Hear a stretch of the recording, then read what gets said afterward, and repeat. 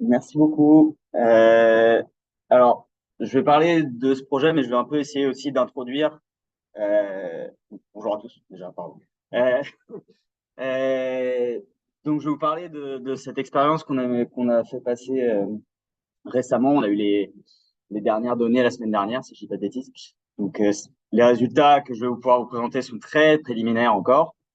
Mais plus généralement, je vais essayer un peu de vous présenter comment est-ce que les économistes réfléchissent aux questions de discrimination et quel type de discrimination ils peuvent exister et comment les identifier et comment faire pour les réduire.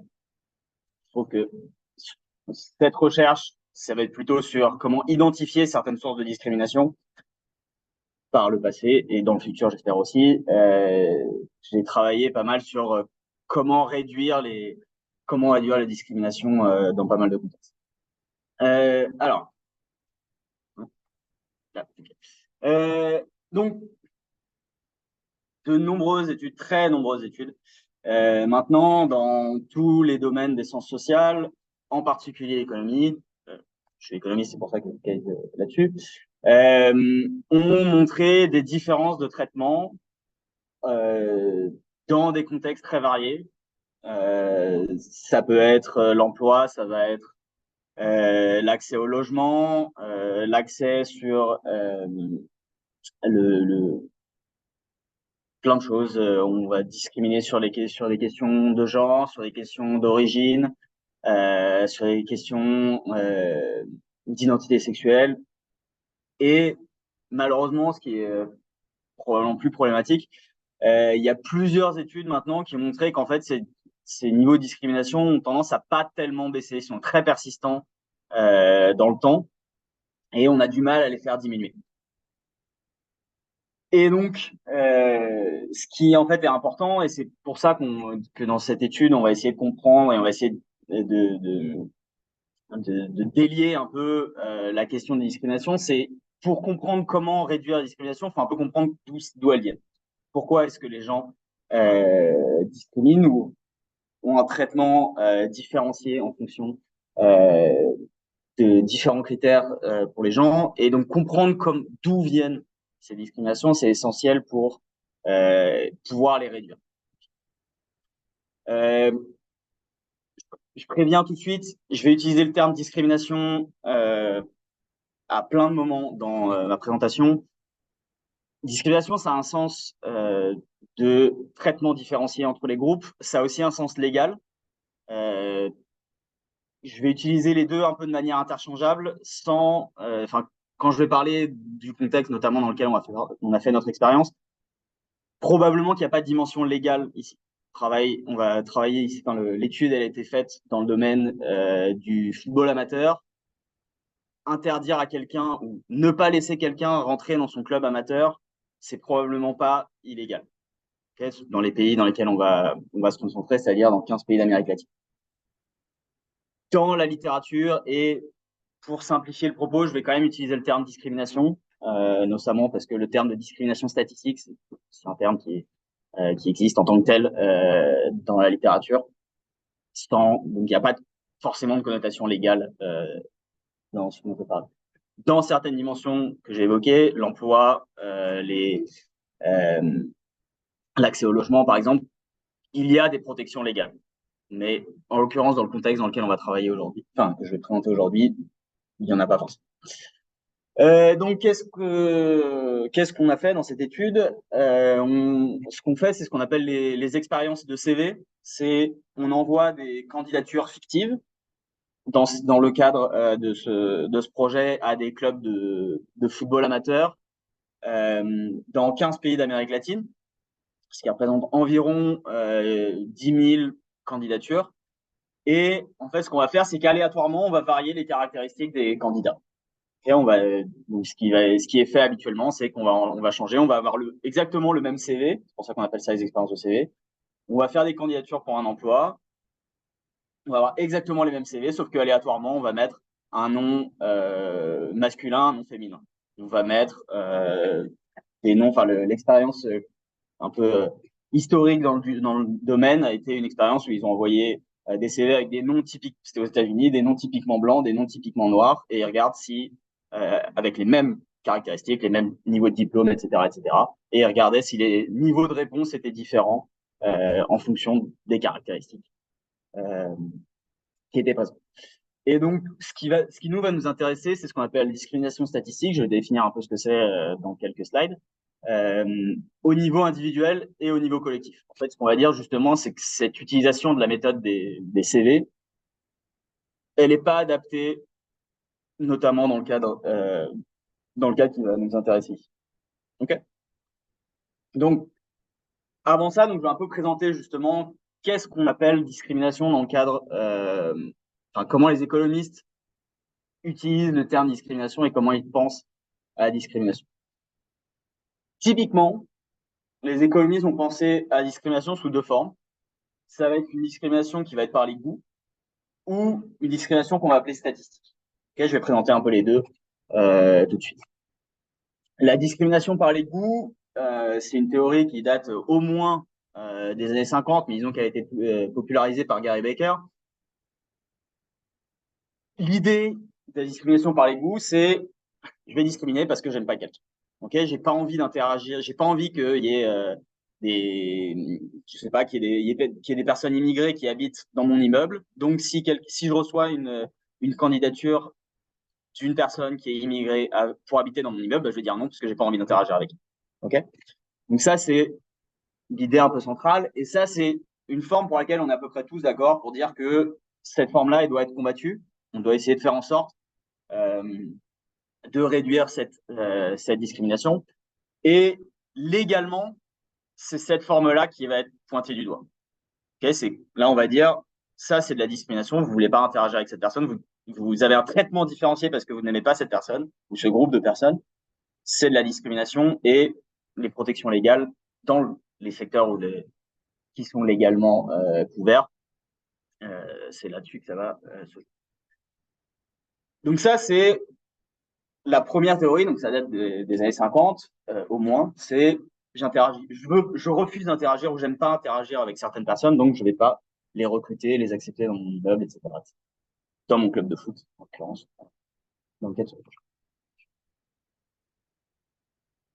la deuxième grande théorie sur la discrimination en économie, elle a été mise en avant notamment par Kenneth Arrow.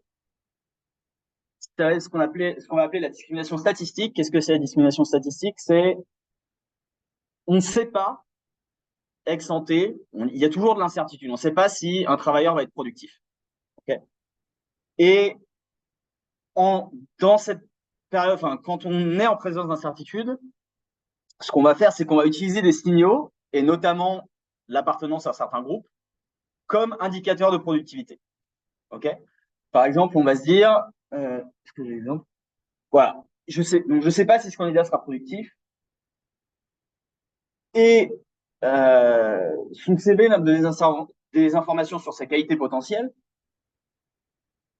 Et donc, je vais utiliser ces signaux. Ok, par exemple, si je reçois deux CV, je vois quelqu'un qui est jamais allé à l'université, je vois quelqu'un qui a un doctorat à l'université d'Harvard, je peux me dire que la personne, dans le sujet qui m'intéresse, par exemple, je peux me dire que la personne qui a un doctorat à l'université d'Harvard, elle risque d'être plus productive que la personne qui est jamais allée à l'université. Ok? Mais fondamentalement, en fait, ce que ça veut dire, on ne sait pas fondamentalement. Probablement que c'est le cas. En moyenne, ça doit être vrai. Mais tous les individus qui ont fait un doctorat à Harvard ne seront pas meilleurs que tous les individus qui n'ont jamais mis les pieds à l'université pour un travail précis. Okay, il peut très bien y avoir. Par contre, on va se dire qu'en moyenne, probablement qu'il y a une différence. Et donc, on va utiliser le signal de la personne Harvard pour dire cette personne est probablement plus productive. Et donc, je vais plutôt inviter en interview, en entretien, pardon, la personne qui a été à Harvard plutôt que l'autre personne. Okay, donc, on va se servir des signaux d'appartenance à certains groupes comme marqueur de productivité d'intérêt. Et en fait, comment les économistes voient ça? Cette méthode, c'est qu'en fait, cette analyse, elle est rationnelle dans le sens économique, c'est-à-dire que quand il y a présence d'incertitude, on ne peut pas inviter tout le monde en entretien d'embauche, ça coûte de l'argent, ça coûte du temps. Donc, c'est rationnel de comprendre et d'utiliser ces signaux pour essayer de réduire l'incertitude et de dire, bah, ce groupe-là, en moyenne, il est plus diplômé, il est plus productif, donc ça fait plus de sens d'inviter ce genre de personnes. Okay, et donc, ce comportement n'est pas forcément vu, en tout cas du point de vue des économistes, comme étant de la discrimination au sens légal. Okay, je vais plus recruter tel type de personne plutôt que tel type de personne parce qu'en moyenne, ces personnes seraient plus productives, euh, vont plus apporter à mon entreprise, à mon club de foot, comme on va travailler aujourd'hui. Okay,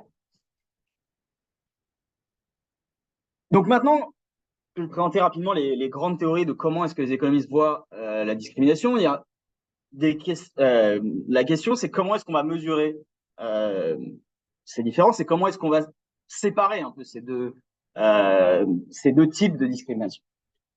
La méthode qui va être le plus utilisée, la plus commune, c'est celle qu'on va utiliser dans cette étude. C'est ce qu'on appelle la méthode de l'étude par correspondance. On va appeler les expériences CV.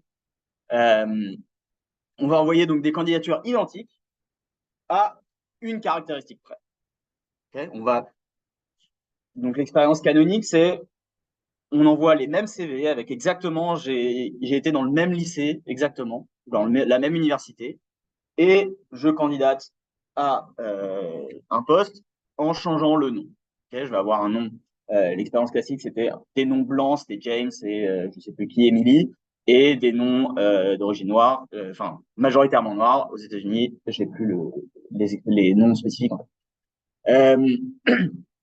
Mais donc cette méthode, donc avec les prénoms noirs entre guillemets, les prénoms blancs, elle a été utilisée dans des contextes très variés. C'est aussi ce qu'on va utiliser aujourd'hui, avec des noms masculins, des noms féminins, mais aussi des noms d'origine de minorités, enfin d'origine dans le sport. Donc Carlos, qui est donc un co-auteur sur le papier que je présente aujourd'hui, et a travaillé notamment dans ce contexte en Europe.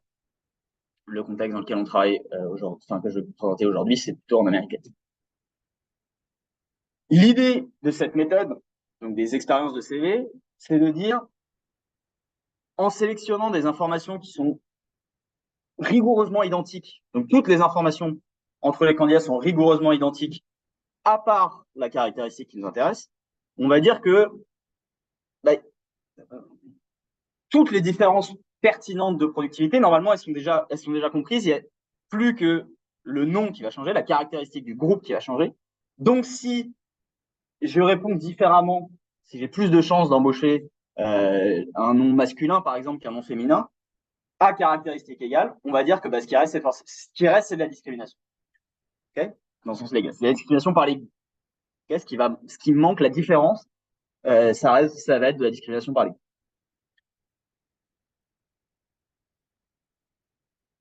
Donc ça, c'est la théorie. Maintenant, où est-ce qu'on vient contribuer donc avec cette étude, c'est encore une fois, ces méthodes par CV, ça a été fait vraiment des dizaines et des dizaines de fois sur plus ou moins toutes les dimensions socio-économiques qui puissent exister. Donc pourquoi est-ce qu'on en ferait encore une? Okay, en fait, ce qu'on va dire, c'est que, enfin, pourquoi est-ce que ça nous paraît important de dire qu'il y a des limites avec cette méthode de l'expérience par CV? C'est qu'en fait, fondamentalement, cette méthode, elle implique qu'on peut égaliser entre tous les candidats la productivité, okay, dans un sens large. Sauf que quand on envoie un CV, on envoie des informations sur soi. Okay, sauf que dans la vie réelle, et ça va être encore plus le cas, c'est pour ça qu'on a choisi ce contexte, dans le cadre du sport, le travail se fait pas tout seul. Okay, dans un sport collectif comme le football, on doit travailler dans une équipe. Okay, on doit courir, on doit communiquer avec ses partenaires. Et donc, même si on égalise toutes les caractéristiques individuelles, si l'appartenance à un groupe influe sur la capacité de communiquer, par exemple, avec ses partenaires, alors ça devient rationnel pour un employeur, un coach, un président de club, de refuser des personnes.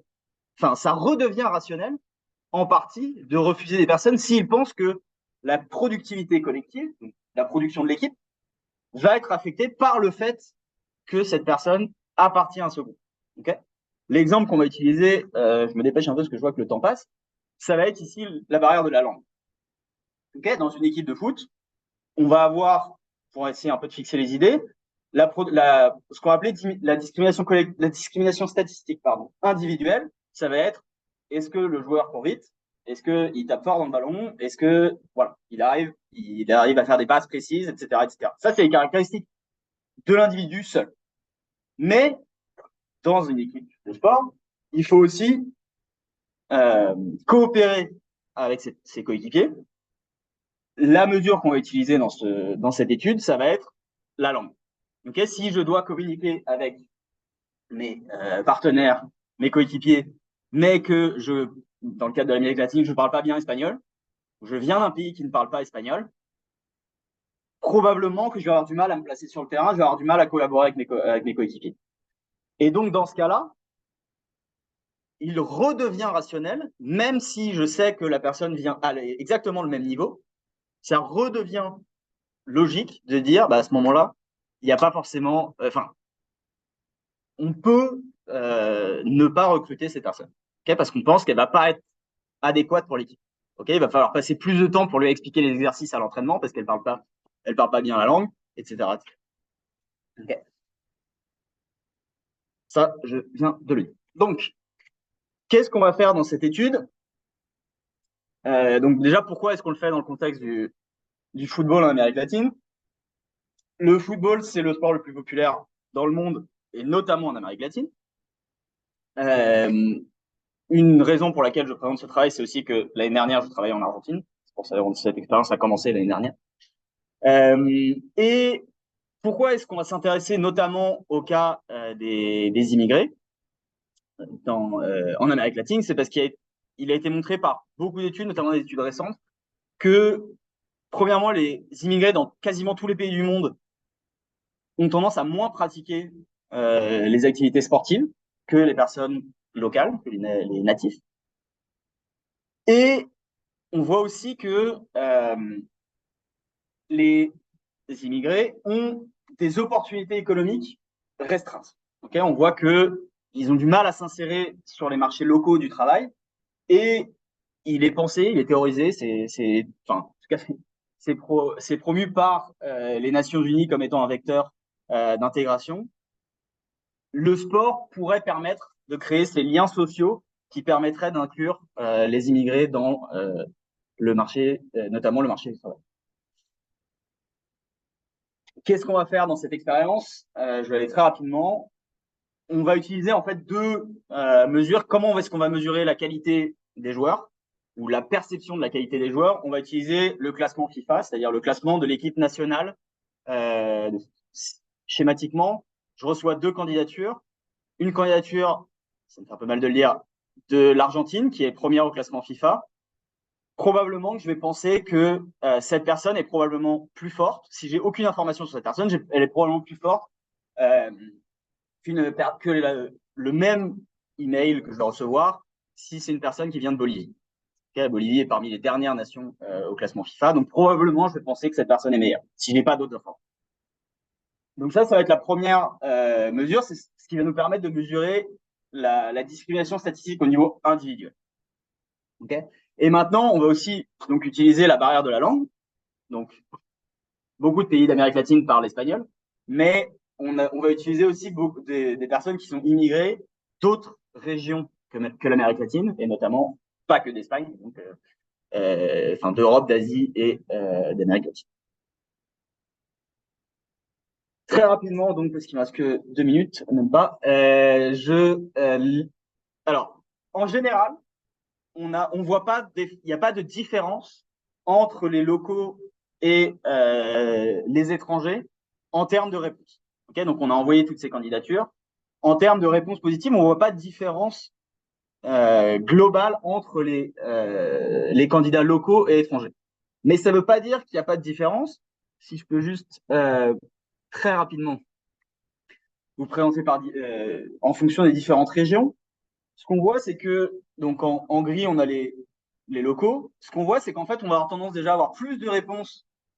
La barre jaune, c'est les Européens. Donc les candidats européens reçoivent plus de réponses. Et les candidats asiatiques vont avoir tendance à recevoir moins de réponses. Et ces deux différences sont statistiquement significatives. Hop, très bien, je termine juste en disant que ça ne veut pas dire effectivement qu'on n'a pas de différence, on n'a pas de différence globale entre natifs et immigrés, mais on a clairement une différence au moins au niveau individuel, puisqu'on voit que les pays qui viennent, enfin les candidats qui viennent de pays qui ont des équipes nationales moins fortes reçoivent significativement moins de bonnes réponses. Okay. Du côté de la langue, malheureusement pour ce papier, en tout cas, on n'obtient pas un résultat significatif. On a effectivement plus de réponses, mais la différence n'est pas significative pour les pays qui parleraient espagnol ou portugais dans le cas du Brésil. J'en ai terminé. Merci beaucoup.